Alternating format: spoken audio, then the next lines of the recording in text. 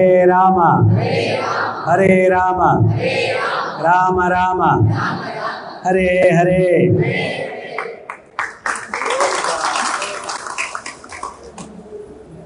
భగవద్గీతలో భగవంతుడు ఒక విషయాన్ని చెప్పడం జరుగుతుందన్నమాట. ఏంటది అంటే, అతి భయంకరమైనటువంటి మృత్యు సమయంలో కూడా మనల్ని కాపాడేది ఏంటి? స్టీవ్ జాబ్స్ అని యాపిల్ కంపెనీ సంస్థాపకుడు ఉన్నాడు. ఆయన ఒక విషయం చెప్పాడు. మీకు అనారోగ్యం వచ్చినప్పుడు డబ్బు బాగా ఉంటే హాస్పిటల్ కొనేయచ్చు, వార్డు కొనేయచ్చు, వైద్యాన్ని కొనేయచ్చు, కానీ నొప్పిని అనుభవించే వ్యక్తిని మాత్రం కొనలేరు, అది మీరే అనుభవించాలన్నాడు. సో ఇట్లాగా డబ్బుతోటి జన్మ, మృత్యువు, ముసలితనం, వ్యాధి వీటిని మనం జయించలేం డబ్బుతోటి. కానీ భగవంతుడు గీతలో ఒక విషయం చెప్తున్నారు. నేహా విక్రమనాశోస్తి ప్రత్యవాయో న విద్యతే స్వల్పమప్యస్య ధర్మస్య త్రాయతో మహతో భయాత్. ఆయన పాదపద్మాలకు చేసుకున్నటువంటి స్వల్ప ధర్మం త్రాయతో మహతో భయాత్, అతి భయంకరమైనటువంటి మృత్యువు నుంచి కూడా మనల్ని కాపాడుతుంది.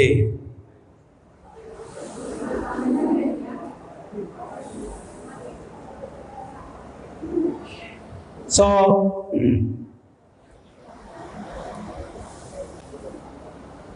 మనం ఏదైతే మనతో వస్తుందో, ఏదైతే మనల్ని కాపాడుతుందో దానికి పని చేయం. ఏదైతే మనతో రాదో దానికోసం రాత్రి పగలు కష్టపడతాం. ఒక సాధువు దగ్గరికి ఒక పెద్ద ధనికుడు వచ్చాడంట. వచ్చి ఎప్పుడైనా సాధువు దగ్గరికి వెళ్తే వారి దగ్గర నుంచి మనం వినడానికి ప్రయత్నించాలా, మనం ఏదేదో చెప్పకూడదు వాళ్ళకి. ఎందువల్లంటే మనం వాళ్ళకి మాట్లాడేదానికి అవకాశం ఇవ్వకపోతే మనం చాలా కోల్పోతాం. వాళ్ళ నోటి నుంచి వచ్చేది అమూల్యమైనటువంటి భగవతత్వం, పరతత్వం అవన్నీ వస్తాయి, కానీ మన నోట్ల నుంచి ఏమొస్తాయి?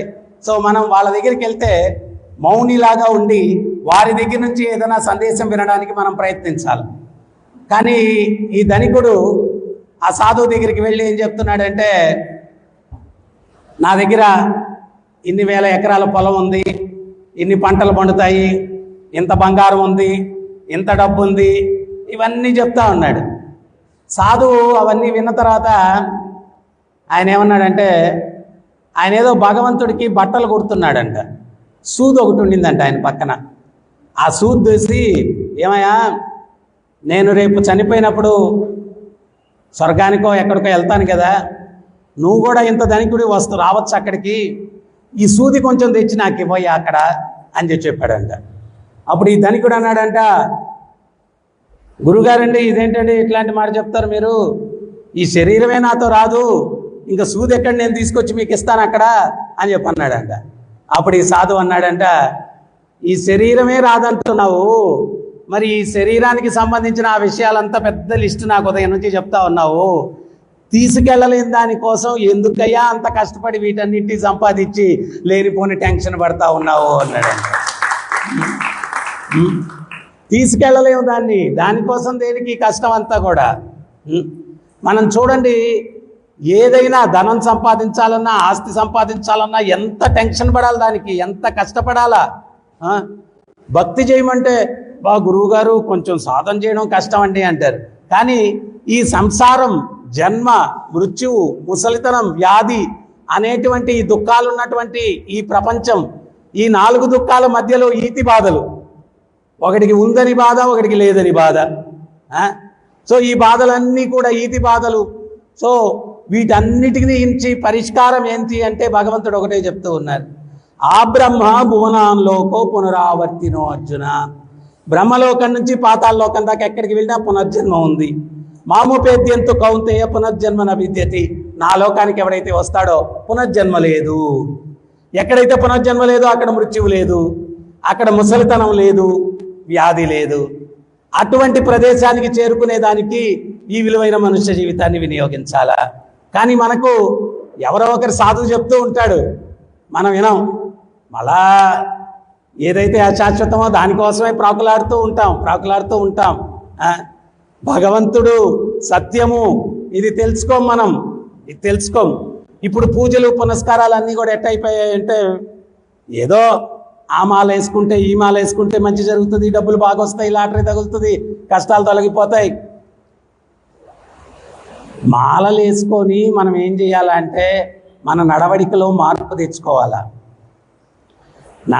నీకు సుఖమైన దుఃఖమైన కారణం ఏంటి? నువ్వు చేసే కర్మలు. మంచి కర్మ చేస్తే మంచి ఫలితం వస్తుంది, చెడు కర్మ చేస్తే చెడు ఫలితం వస్తుంది. సుఖ దుఃఖాలకు కారణం ఇది. ఆధ్యాత్మిక చింతనలో ఉంటే ఏమవుతుందంటే మనసు పవిత్రంగా ఉంటుంది. పవిత్రంగా ఉన్నప్పుడు మంచి కార్యాలు చేస్తాం, మంచి కార్యాలు చేసినప్పుడు మంచి ఫలితాలు పొందుతాం. నువ్వు నానా పాపాలు చేసేసి నువ్వు ఎన్ని మాలలు చేసినా, ఎన్ని పూజలు చేసినా, ఎన్ని పునస్కారాలు చేసినా నాకు మంచి జరగాలంటే జరగదు. రాసి పెట్టుకోండి, అది శాస్త్రాల్లో భగవంతుడు ఇచ్చిందే అది. కారణం గుణసంగ దోషం అసద్యోనిషు జన్మసు. మంచి జన్మలు చెడు జన్మలు ఎత్తడానికి కారణం ఏంటి అంటే మనం చేసే పనులు. పనులు దేని బట్టి చేస్తాం? మనలో ఉండే గుణాలు. గుణాలు దేని బట్టి వస్తాయి?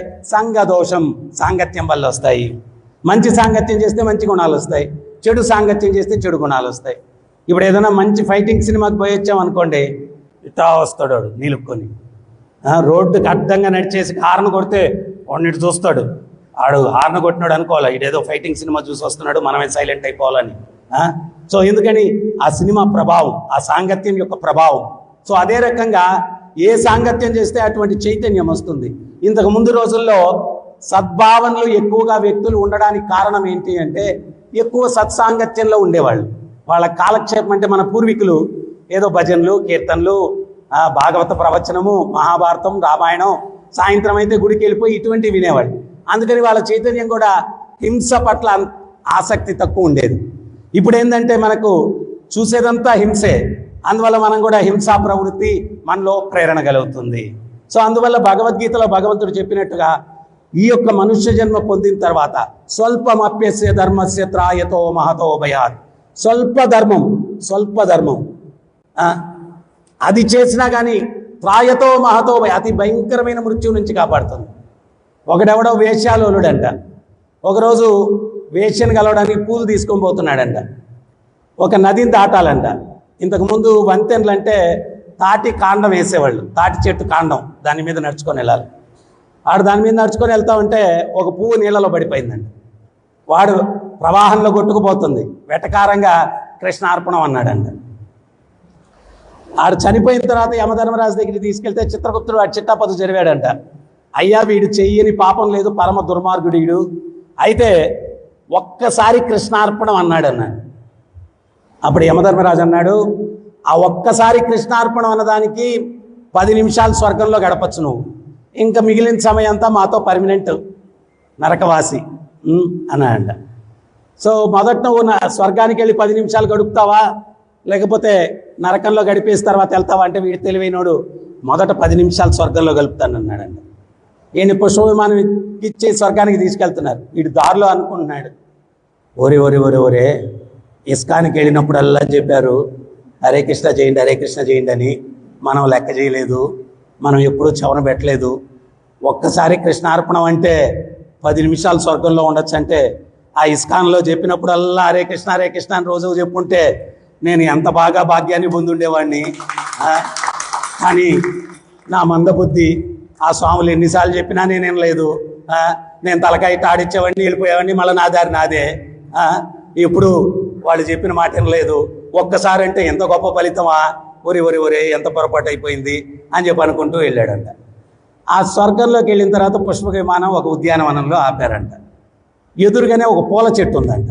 ఈడు ఆ పుష్పక విమానం నుంచి బయటికి దూకేసి ఆ పూల చెట్టు దగ్గరికి వెళ్ళిపోయి పరుగున పూలన్నీ కోసేసుకొని చేతి నిండుకు పట్టుకొని కృష్ణార్పణం కృష్ణార్పణం కృష్ణార్పణం కృష్ణార్పణం కృష్ణార్పణం కృష్ణార్పణం కృష్ణార్పణం కృష్ణార్పణం కృష్ణార్పణం కృష్ణార్పణం కృష్ణార్పణం కృష్ణార్పణం కృష్ణార్పణం కృష్ణార్పణం కృష్ణార్పణం కృష్ణార్పణం ఎన్నిసార్లు కృష్ణార్పణం అనగలడో 10 నిమిషాల కింద వాడికి ఉంది, అన్నిసార్లు అనేసాడు. ఇంద్రుడు వచ్చాడు, ఏరా నాయనా జీవా అన్నాడు. స్వామి నా టైం అయిపోయిందా అన్నాడు. ఒరే నువ్వు ఎంత తెలివైనోడివిరా, ఈ 10 సార్లు ఎన్నిసార్లు నువ్వు కృష్ణార్పణం అనగలవో అనేసావు, దాని ఫలితం ఏంటో తెలుసా? ఇంకా నువ్వు నరకానికి వెళ్ళాల్సిన అవసరం లేదు, శాశ్వతంగా స్వర్గంలో ఉండదు. శాశ్వతంగా స్వర్గంలో ఉండొచ్చు. ఆడు కూడా మన మిస్టేకే చేశాడండి, దయచేసి అర్థం చేసుకోండి. ఎన్నిసార్లు కృష్ణ రోజు కలియుగంలో యుగధర్మం కృతేయాధ్యాయతో విష్ణుం త్రేతాయ యజతో మకై ద్వాపరే పరిచర్యస్య కలో తద్ధరి కీర్తనం. సత్యయుగంలో తపస్సులు, త్రేతాయుగంలో యజ్ఞ యాగాదులు, ద్వాపర యుగంలో విగ్రహారాధన, కలియుగంలో నామ సంకీర్తన. సో యుగధర్మమైనటువంటి నామాన్ని మీరు ఎప్పుడైతే జపిస్తారో ఈ సంసారం నుంచి విముక్తిని పొందే మార్గం. అందరూ భార్యా పిల్లలను వదిలేసి అరణ్యాలకు పోయి తపస్సులు చేయలేరు. యజ్ఞాలు అన్ని మంత్రాలు మనకు రావు. విగ్రహారాధన చాలా శుచి శౌచంతో చేయాలి, అది మన వల్ల కాదు. ఇప్పుడు నేను చెప్తాను, మీరు చెప్తారు. హరే కృష్ణ హరే కృష్ణ కృష్ణ కృష్ణ హరే హరే హరే రామ హరే రామ రామ రామ హరే హరే. మనము 3 నిమిషాలు 3 సెకండ్లు టీవీలో వచ్చే అడ్వర్టైజ్మెంట్ వినేస్తాం. వినేసి ఈ సోపు వాడితే నలుపు తెలుపు అంటాడు, కొనేసి తిక్కేస్తాం తోలుడేదాకా, ఏ రంగేం మారదు, అవన్నీ నమ్మేస్తాం. కానీ సాధువులు చెప్పింది, భగవంతుడు చెప్పింది నమ్మం. భగవంతుడు స్వయంగా చెప్తున్నారు, నన్ను స్మరించు, నీ బుద్ధి బాగుంటుంది. నీ బుద్ధి బాగుంటే నువ్వు చేసే పనులు బాగుంటాయి. నువ్వు చేసే పనులు బాగుంటే ఫలితాలు ఆనందదాయకంగా ఉంటాయి. ఆనందానికి సూత్రం ఇది. మామిడి విత్తనం వేస్తే మామిడి చెట్టు వస్తుంది, సపోటా చెట్టు రాదు. పాప పని చేస్తే దాని ఫలితం దుఃఖం వస్తుంది, పుణ్య పని చేస్తే దాని ఫలితం సుఖం వస్తుంది. సుఖ దుఃఖాలకు కారణం ఇది. నువ్వు ఏ పొడవుగా ఉండే గడ్డ ఉన్న సాధువు దగ్గరికి వెళ్ళి అయ్యా నా కష్టాలు, ఆయన కూడా అంటాడు నాకు కూడా కష్టాలు ఉన్నాయి అంటాడు. కష్టాలు ఎవరు తీర్చలేరు, నీ చేతిలోనే ఉంది. నీకు కష్టమా సుఖమా అనేది నువ్వు చేసే కర్మను బట్టి ఉంది. సకల శాస్త్రాల్లో అదే చెప్పున్నారు.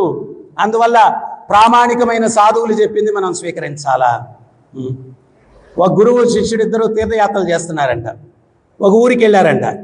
ఊరికి వెళ్తే బాగా అలసిపోయినారు. ఒక విడిది గృహంలో ఉండి గురువుగారు శిష్యుడికి చెప్పాడు, ఏదైనా తినడానికి తీసుకురారా అన్నాడు. శిష్యుడు దుకాణానికి వెళ్ళాడు. అక్కడ కూరగాయలు ఉన్నాయి, జీడిపప్పు కూడా సంచులు సంచులు ఉన్నాయంట. అదేదో పలాస ఏరియా ఉన్నట్టుంది, జీడిపప్పులు బాగా పండే ఏరియా. అప్పుడు వాడు అడిగాడంట, వంకాయలు ఎంతండి కేజీ అన్నాడంట. 2 అణాలు అన్నాడంట. మరి జీడిపప్పు ఎంతండి అన్నాడంట. కేజీ 2 అణాలే అన్నాడు. వీడు ఎగిరికి వెళ్తేసి గురువుగారి దగ్గరికి వచ్చాడు. గురువుగారు, ఇక్కడ వంకాయలు 2 అణాలే, జీడిపప్పు 2 అణాలే. జీడిపప్పు తినడానికన్నా ఈ ఊర్లో ఉండాలి, ఇంకెక్కడికి వెళ్ళకూడదు మనం అన్నాడంట. అప్పుడు గురువుగారు చెప్పారంట, ఒరే ఇక్కడ ఎవరో విలువలు తెలియని వాడు రాజు ఉన్నట్టున్నాడు. దేనికి ఇవ్వాల్సిన విలువ దానికి ఇవ్వాలా? అన్నిటికీ ఒకే విలువ ఇచ్చాడంటే ఎప్పుడు ఏం చేస్తాడో వాడు తెలియదు. తక్షణమే ఈ ప్రదేశం వదిలిపెట్టి వెళ్ళిపోవాలరా మనం అన్నాడు. భలేవాళ్ళు గురువుగారు, మీరు కావాలంటే వెళ్ళండి. మనం కూడా వినం కదా గురువులు చెప్పినవి. మనం మనసు ఏం చెప్తే అది వింటాము. రకరకాల కష్టాలు ఎదుర్కోవాలా. గురువులు పెద్దలు చెప్పిన మాటలు వింటే మనకెందుకంటే ఈ కష్టాలు ఉండవు కదా. మనం వినాం. వీడు వినలేదు, గురువు వెళ్ళిపోయాడు. నీ ఇష్టం నీ కర్మ అని చెప్పి వెళ్ళిపోయాడు. వీడు ఉన్న డబ్బుల్లో కొంచెం ఒక ఇల్లు అద్దెకి తీసుకొని డబ్బులంతా ఖర్చు పెట్టి మొత్తం జీడిపప్పు స్టాక్ పెట్టేశాడు ఇంట్లో. వాడు సాంబార్లో జీడిపప్పు, రసంలో జీడిపప్పు, నీళ్లు తాగితే కూడా ఒక 2 జీడిపప్పులు వేసుకొని తాగుతున్నాడు. అట్ట తాగి జీడిపప్పు తిని తిని కాయం బాగా పెంచేశాడు. కొన్ని రోజులకు ఒక దొంగను పట్టుకెళ్ళారంట రాజుగారి దగ్గరికి. పట్టుకెళ్తే రాజుగారు అన్నాడంట, వీడు చేసిన పాపాలకి ఉరిశిక్ష చేసేయండి అన్నారంట. వాడిని ఉరికంపం దగ్గరికి తీసుకెళ్తా ఉంటే వాడు తప్పించుకొని వెళ్ళిపోయాడు. ఈ సైనికులు వచ్చి రాజా దొంగోడు తప్పించుకున్నాడు అన్నాడు. అప్పుడు రాజు అన్నాడు, మరెట్టా ఇప్పుడు ఆ సమయానికి ఎవరికో ఒక వేసేయాలి ఉరి. ఒక పని చేయండి, ఉరితాడు కరెక్ట్గా ఎవడి మెడకి సరిపోతే వాడికి వేసేయండి ఉరి అన్నాడు. ఈడు జీడిపప్పు తిని తిని బాగా కాయం పెంచున్నాడు, ఇంకా బిగించాల్సిన అవసరం లేదు. ఉరితాడు అట్ట ఇంకా కరెక్ట్గా సరిపోయింది వీడికి. ఈ నీడ్చుకుపోతున్నారు. ఉరి ఏంట్రా నన్ను నీడ్చుకుపోతున్నారంటే వాడు ఎవడో దొంగ తప్పించుకున్నాడు, రాజుగారు చెప్పారు ఉరితాడు ఎవరి మెడకి కరెక్ట్గా సరిపోతే వాడిని వేసేయండి అన్నాడు. ఓరి దేవుడు, గురువు గారు చెప్పింది కరెక్టే. ఈ రాజు ఎవడో పిచ్చోడు ఉన్నట్టున్నాడు, ఎవడి మెడకు సరిపోతే వాడికి వేసేయడం ఏంటి, దొంగతనం వాడు చేస్తే నా మెడకు సరిపోతే నాకేయడం ఏంటి అని చెప్పి పెద్దగా గురువు చెయ్యి అని అరిచాడు. అప్పుడు గురువు ప్రత్యక్షమయ్యాడు. అయ్యా మహానుభావ, మీరు చెప్పింది కరెక్టే, వీడెవడో పరిమాణంలో ఉన్నట్టున్నాడు, వాడెవడో దొంగ తప్పించుకోవడం ఏంటి, నా మెడలో ఉరితాడు సరిపోతే నాకేసి మనడం ఏంటి, నన్ను కాపాడండి అన్నాడు. ఒరే, ఆ రోజే చెప్పాను నీకు, వినలేదు, నీ కర్మ నువ్వు అనుభవించు. మహానుభావ మీరట్టంటే ఇంక నన్ను రక్షించేవాడెవడు లేడన్నాడు. ఇంక మీదటన్నా పెద్దల మాట, గురువుల మాట వినండ్రా బాబు, జీవితాన్ని ధన్యం చేసుకోవచ్చు. అనుభవంతో చెప్తారు. గీతలో భగవంతుడు ఏం చెప్పాడ్రా? తద్విధి ప్రతిపాతేన పరిప్రశ్నేన సేవయాం ఉపదేక్షింతే జ్ఞానం జ్ఞానిన తత్వదర్శన. గురువు ఎవరు? తత్వదర్శనుడు, ఈ తత్వాన్ని దర్శించిన వాడు.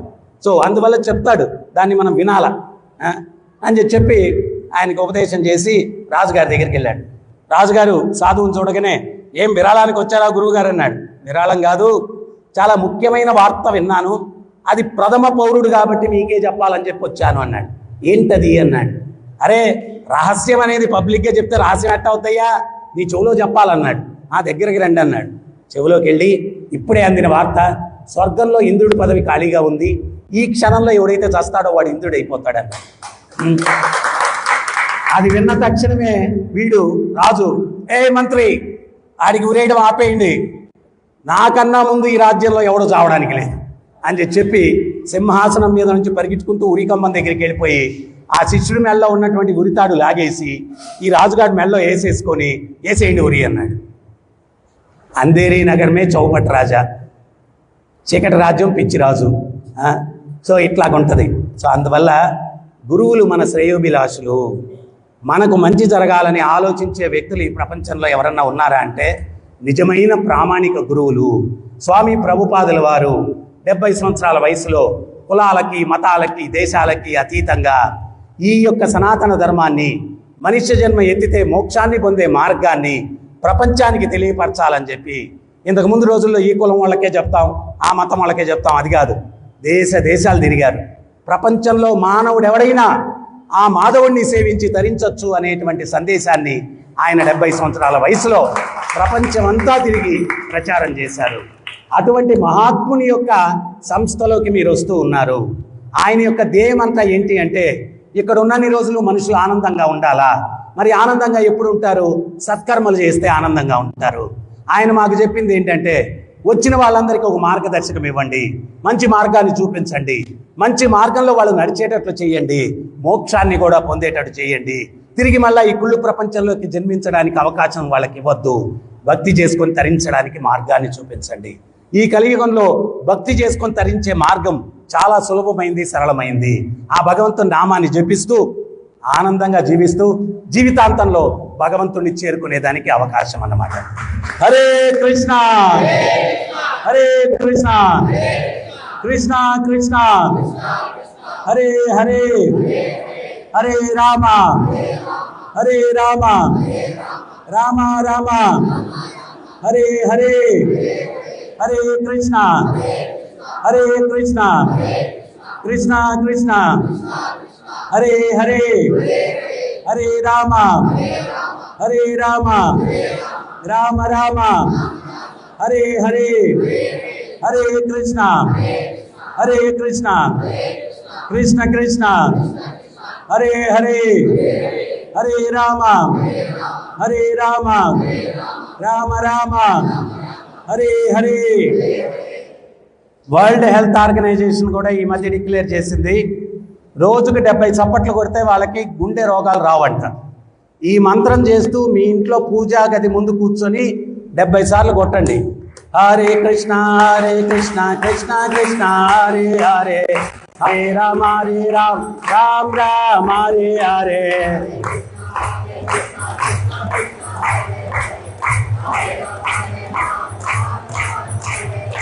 హరే కృష్ణ కృష్ణ కృష్ణ హరే హరే హరే రామ రామ రామ హరే హరే.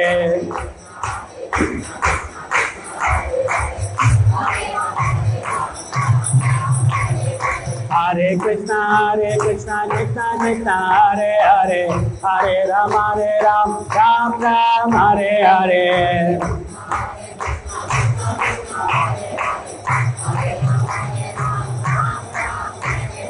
హరే కృష్ణ కృష్ణ హరే హరే హరే రామ రామ రామ హరే హరే.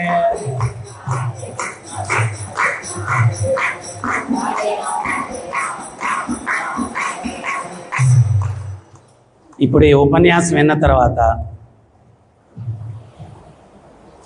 ఎవరు నామం చేయకుండా ఉంటారు, ఎవరు నామం చేస్తారు అనేది చెప్తా నేను.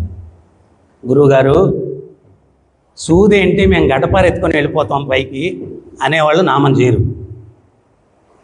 ఎంతమంది ఎత్తుకెళ్తారు గడపర వెళ్ళేటప్పుడు? ఏమి సూది కూడా తీసుకెళ్ళలేము కదా. ఎవరైతే నిజంగా ఏమీ తీసుకెళ్ళలేము అన్నోళ్ళు తీసుకెళ్ళగలిగింది చేయాల. చడని పదార్థము హరిసేవ. హరిసేవ మాత్రమే మీతో వస్తుంది. ఆ హరిసేవని రోజు చేస్తూ నామరూపంలో మీ జన్మను ధన్యం చేస్తుంది. హరే